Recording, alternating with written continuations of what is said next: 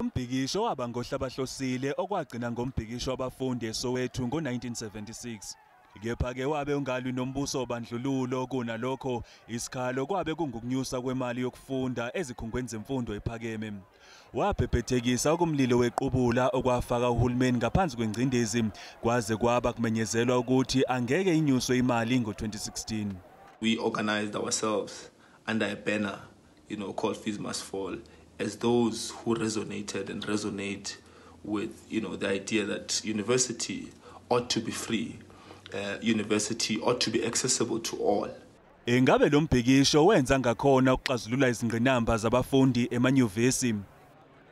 And then the Fees Must Fall protest took that on. It did take out issues of governance.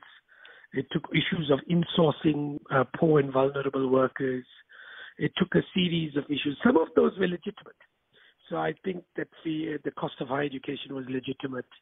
Yize kunjalo umzabalazo usaqhubeka.